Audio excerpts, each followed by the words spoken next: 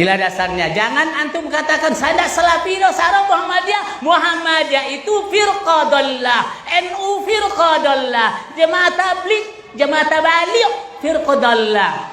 Apalagi tarbiyah firqah dhallah, tidak jurus kepada Al-Qur'an itu. Yang menjurus kepada Al-Qur'an adalah Ahlus Sunnah wal Jamaah, salaful ummah yang dikatakan salafus saleh dan kita pengikutnya salafiyun. Wong sok suci itu paling bahaya dalam sejarah. Ngeleng-ngeleng santri sing khusuk-khusuk. Mulane mboten iki sejarah. Mulane Kiai Memun, Kiai ngalim rata-rata gedeng santri khusuk dalam hal sejarah. Akhirnya ono kelompok sing sok khusuk yaiku moh tukaran, ya moh partai, moh kelompok-kelompokan. Ngerasa bener dhewe iku sing disebut kelompok Khawarij. Wong Khawarij itu darani dosa gedhe murtad saking khusuke. Ora ana dosa cilik, kabeh dosa iku gedhe. Mergo dosa iku bentuk pelanggaran terhadap Allah Subhanahu wa taala. Wis entek khusuk wong Khawarij. Ora ana wong khusuk dalam sejarah kaya wong Khawarij. Tapi saking khusuke duwe akibat Ali ya darani salah, Muawiyah ya darani salah. Ya kaya wong saiki. PKB darani salah, PKNU darani salah, NU darani salah, Muhammadiyah darani salah. Dekne mau klunak-klunak ning kamar ora tau gawe madrasah, ya ora tau mulang ngaji. Paham nggih? Ya ora tau dadani umat, mau pertuntang-pertuntung. Iku Khawarij, ngono jenenge apa? Khawarij. Saelek-eleke partai iku sering duwe paguyuban, ngrudak-gruduk istighosah mbok gawe sekolahan. Saelek-eleke partai. Saelek-elek ormas ya sering gerakno masa nganggo kebaikan. Tapi sak soleh-soleh wong dhewean paling klunak-kluk. No. Jal ning nggo madrasah dhewe, nek ora gawe proposal lho. Nek ora ngono donyane entek, padahal donyane mok sapi kuru entek. Iku nggo pondasine tok ora cukup. Nggo pondasine tok mboten apa? Cukup. Wis wong soleh paling apik sak donya, umpama niat gawe masjid lho. Ndadekno pondasine tok tanpa gere tok ora ngarah cukup. Ada sing rapati sholat lewat partai proposal sana sini masjidnya jadi mewah boko duit subhat boko haram mbak abang mbak hijau bos. Akhirnya wong Khawarij gawe satu kelompok sing ngalal no darai Ali yang ngalal no darai Mu'awiyah. Akhirnya mate dipateni wong Khawarij. Sampai sekarang para teroris, para pembunuh diri itu rata-rata berangkat dari orang yang sudah anti sama kepartaian, anti sama golongan, merasa suci sendiri, kemudian banyak terjadi bom bunuh diri dan sebagainya. Itu sejarahnya panjang. Memang samu gampang tapi urip ya. Sebab itu semenjak itu sudah ulama-ulama itu tidak senang sama orang yang merasa sok suci sendiri, benar. Loh, saya sering ditanya, Gus, sampean itu kan tidak berpartai. Terus kalau organisasi di Indonesia yang sampean ikuti apa? Tak jawab. Asal NU atau Muhammadiyah itu mayoritas, saya hanya ada di antara dua itu. Asal mayoritas, masih mayoritas. Soal aku tidak pengurus, memang tidak pengurus, tapi saya milih di antara NU atau Muhammadiyah. Asal masih mayoritas. Secara organisasi lah. Bahwa per detail perilaku kita karena kita punya ilmu, ya mungkin kita punya kekhasan sesuai kapasitas masing. Tapi kita harus milih salah satu NU atau Muhammadiyah. Karena ya Nabi sering pesan bahirul muslimin wa man sadda fin nar alaikum bil jamaah fa inna yadawahi ma'al jamaah wa man sadda fin nar. Kamu harus ikut kelompok mayoritas. Kamu nggak boleh hidup sendiri. Wa man sadda fin nar, yang merasa benar sendiri masuk neraka. Ya karena itu tadi ada madrasah karena dibikin kelompok NU. Nanti ada sekolahan modern yang menjadi izzatil Islam wal muslimin melawan wong Kristen atau wong fasik, ya sekolahan Muhammadiyah. Ngerono madrasah, ono turutan, ono lagar penceng, jasane wong ono sekolahan sing iso bersaing mbek non muslim wae Muhammadiyah. Ya itu saja kita. Karena kalau tidak direduksi begini, kita akan ikut kelompok-kelompok kecil yang merasa benar sendiri. Misalnya kelompok-kelompok yang kecil-kecil sing aneh-aneh. Itu kan mereka lebih orisinil. Tapi saat orisinil kelompok kecil itu luwih ngeri. Misalnya kayak kemarin ada kelompok An-Nazir. An-Nazir mungkin dia bisa ngepas no dawe Nabi yang sing rambutnya diping nih, sing tenggene japos bodone beda mek bodo kita. Saya tuh pernah melihat di Metro, ini cerita intelektual, pernah lihat di Metro wawancaranya ketua Jamaah An-Nazir. Itu dalam banyak hal memang mereka ingin memiripkan sama Nabi. Misalnya rambut dipilok diping. Dalam sejarah sampean takok ahli hadis, memang Nabi Sayyidina Umar Bakar itu rambutnya apa disemir. Terus mereka kalau sholat isya itu akhir, katanya Nabi kalau sholat isya sulusul lail dan sebagainya dan sebagainya. Tapi apa sisi yang dari itu terus kemudian merasa persis Nabi? Wong Nabi itu macam-macam. Beliau hidup itu berapa tahun? 23 tahun. Semenjak beliau jadi Nabi itu ngalami kenabian binten 33 tahun. Dan itu punya ikhwal-ikhwal yang rawan ada nasah mansuh. Seperti sekarang di Pondok Indramayu di mana-mana ada satu kelompok yang nganggep kehidupan sekarang itu adalah periode Makkiyah. Periode Makkiyah itu satu periode yang dimana sholat cek rapati wajib, zina rapati haram, nyabu rapati. Ya ada kelompok-kelompok di kota-kota begitu. Di kota-kota juga banyak orang yang sama orang zina itu biasa, sama orang nyabu biasa. Mereka sendiri tetap mengharamkan zina, tapi nggak perlu dilawan.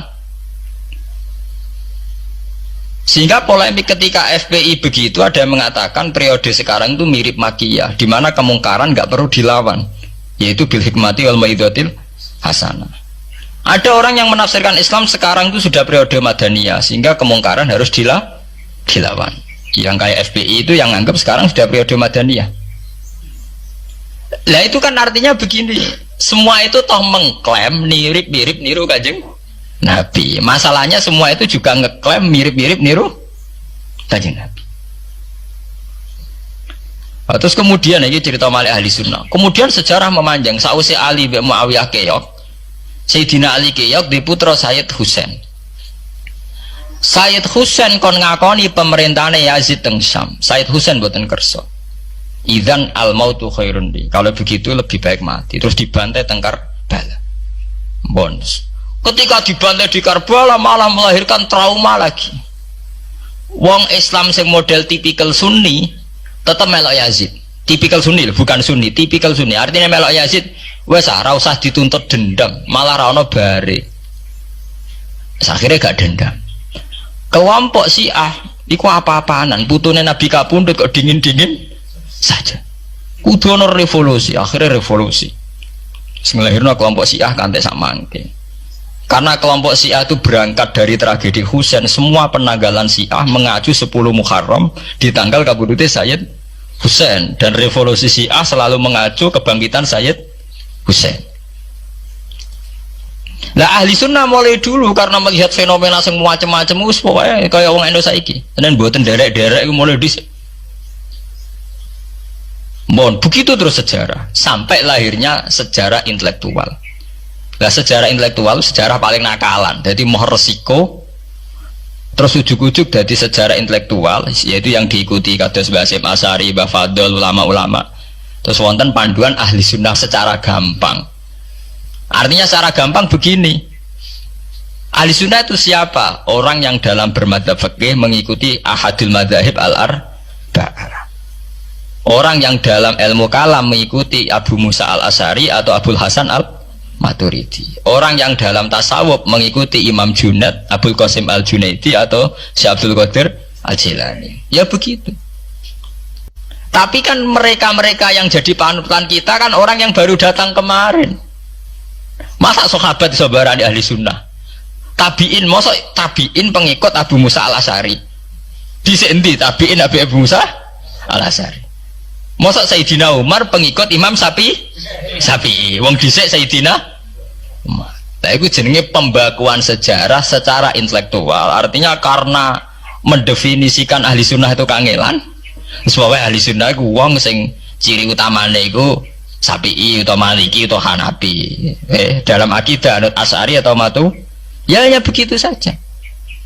Ya sesuai secara kultural kalau di Indonesia ditarif ahli sunnah itu apa? Ya Nara NU ya Muhammadiyah. Karena Wahabi itu klaim ahli sunnah, sama jangan salah paham. Wahabi sendiri itu menurut konvensi internasional itu masih ahli sunnah. Yeah. Dalam seminar-seminar OKI sedunia Wahabi itu masih kategori ahli sunnah. Muhammadiyah termasuk masih kategori ahli sunnah. Tapi kemudian ahli sunnah direduksi lagi. Ahli sunnah iso apa? Yang sarungan ketunan kuno ya napa? Ahli sunnah. Repot kan? Akhirnya secara global digawe takrif ahli sunnah itu sapa? Sing ora jelas sikape. Lah anak Syiah sing wani Amerika, takrif itu berkembang terus. Kok kebetulan si A diwakili oleh Iran, oleh dhisik ciri utama Iran wani Amerika. Enggak dong, Iran nanti dipresideni sah Iran. Sah Iran itu Pahlavi. Pahlavi bonekane Amerika. Terus digoleng no mbek monarki Khomeini mbek Ali Syariati. Semenjak itu Iran identik mbek wani Amerika dimulai zaman era revolusi sinten Khomeini. Badhe niku Rafsanjani nggih masih wani Amerika. Diterus samangke Ahmad Binejad niku mulai riyen Iran kok diciri khas sebuah negara sing wani napa? Amerika. Mbawani tenan Bores pokoke dadi sejarah. Dene wis duwe sejarah ciri khasnya wani napa? Amerika. Nah, sesuai dadi takrif. Pemerintahan Sunni piye? Sing balane Amerika, lha Arab Saudi balane Amerika. Lah sing Syiah sing wani. Lah sesuai takrife sampean. Misalnya Amerika runtuh sing kuat Cina. Lah itulah kehidupan intelektual. Kehidupan intelektual itu akan selalu berkembang. Dan kita sebagai ulama, sebagai orang yang ngerti Quran harus membaca itu terus, fenomena itu, fenomena pergeseran-pergeseran itu.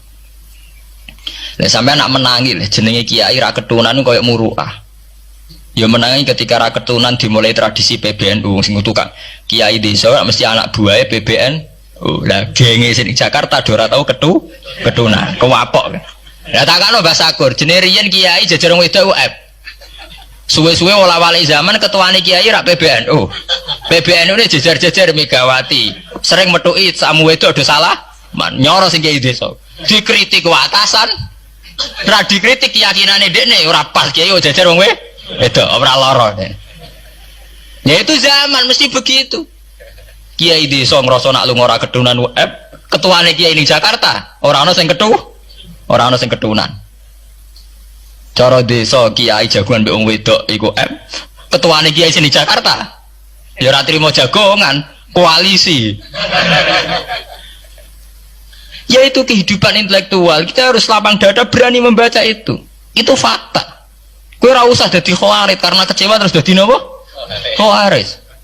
Kecewa Pak Hasyim Asy'ari, kecewa Gus Dur terus dadi khawarit klunak-klunuk mbek gremang-grem. Ndak bisa. Kita harus gentleman sesuai dawuh Nabi ilzamu jamaahirul muslimin wa man sadda finnar alaikum bil jamaah fa inna yadawu ma'al jamaah wa man sadda